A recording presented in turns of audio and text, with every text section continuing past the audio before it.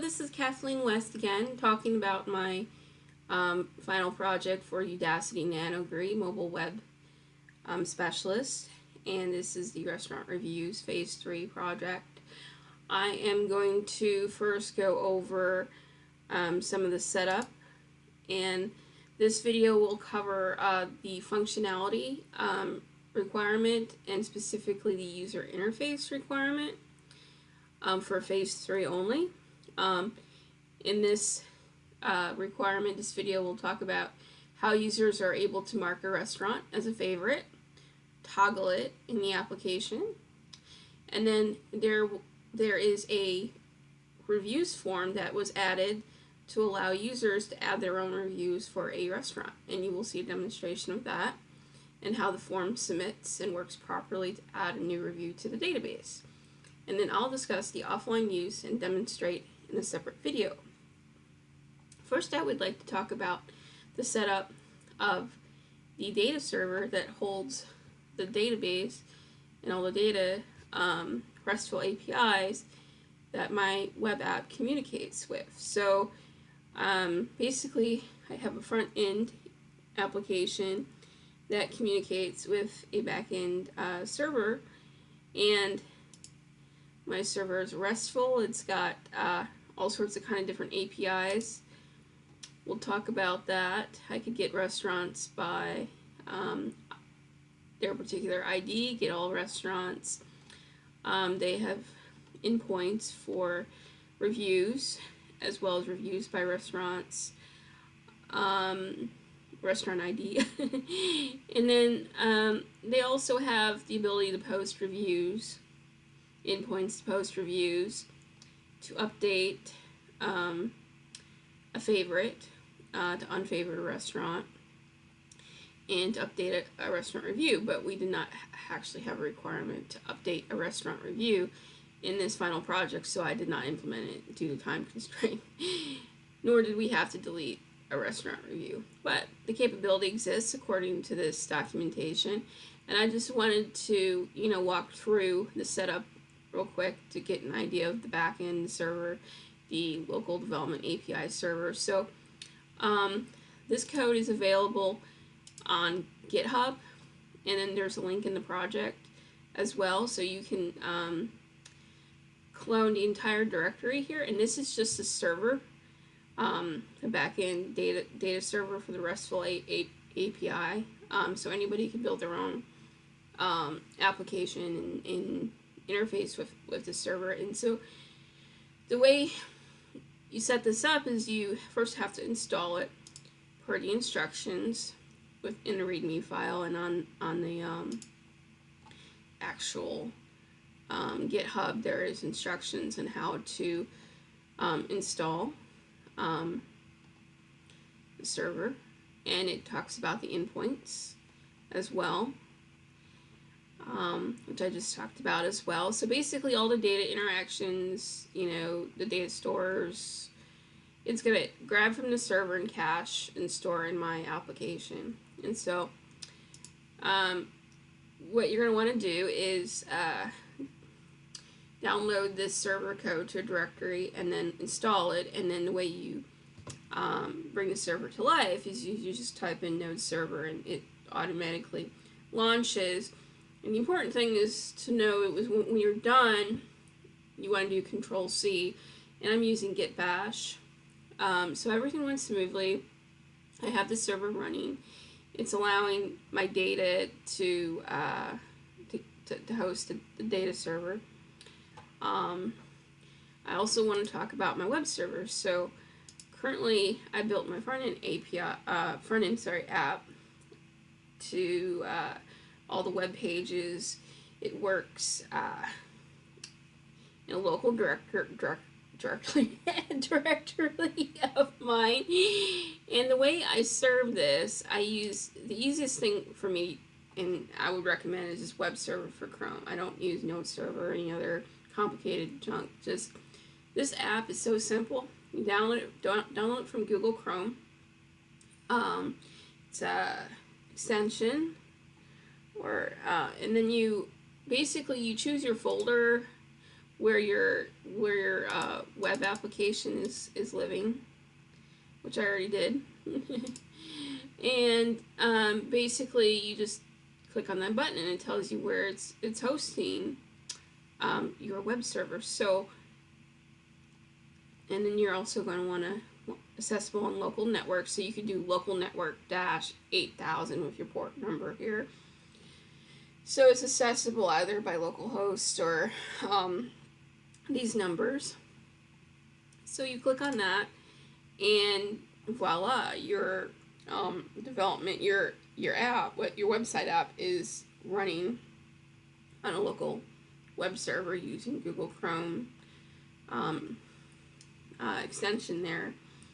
And we're going to talk about just the requirements. So I mentioned how it was set up with the backend server, which I did not program, but I can.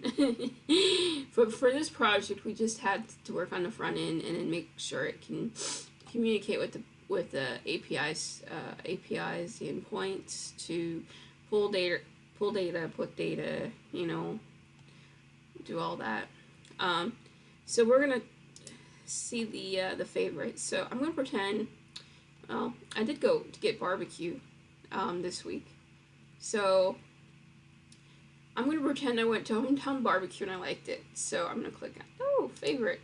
I really liked it, and I should probably demonstrate the fact that that went into the backend server. But I'm going to click on View Details first so I can get the ID. Okay, it's the ID is 6, Hometown Barbecue. Now, notice my favorite, when I clicked on favorite, it recorded it in the server, and when it loaded this page, it knew it was a favorite, so it indicated as so by coloring the heart here. If I were to do that on favorite and go back to the home, to the home site, it would remember that and it would update the server, and so now it's no longer a favorite, and I can go back to the website and verify that again. I'm going to try to do endpoint call. We want to get favorite restaurants. Let me try that.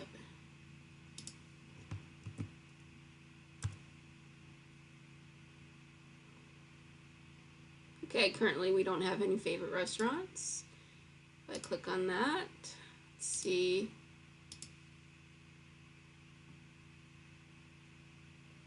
And now Hometown Barbecue is listed as a favorite.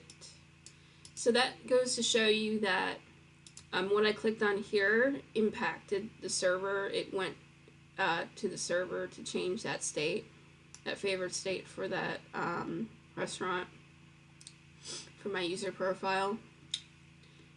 And then another requirement for this phase was to add a review. So you could see we currently have a few reviews here, and I'm going to look up the API to get the review information. Get reviews for a restaurant, the endpoint. And we are restaurant number 6, okay?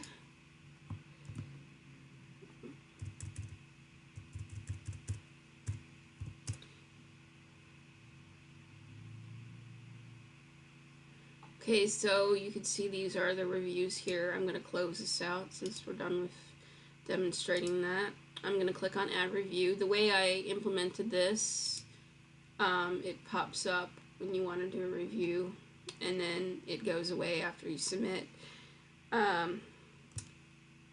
So I'm going to add my name. I'm going to give it 5 stars. That was some tasty barbecue. Like, I hope I spelled barbecue right.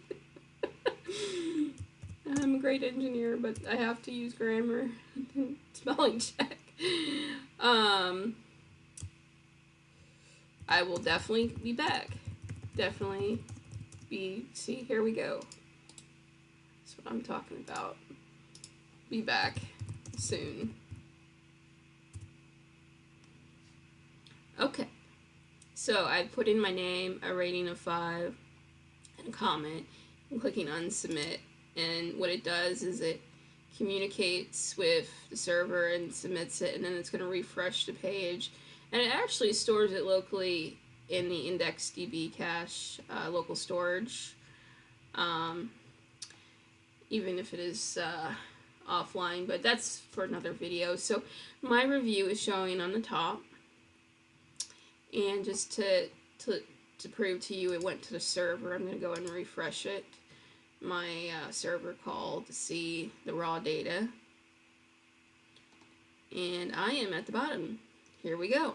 Now it creates an ID, and then it uses the restaurant ID, and then created at and updated at is a combination of the date time field. So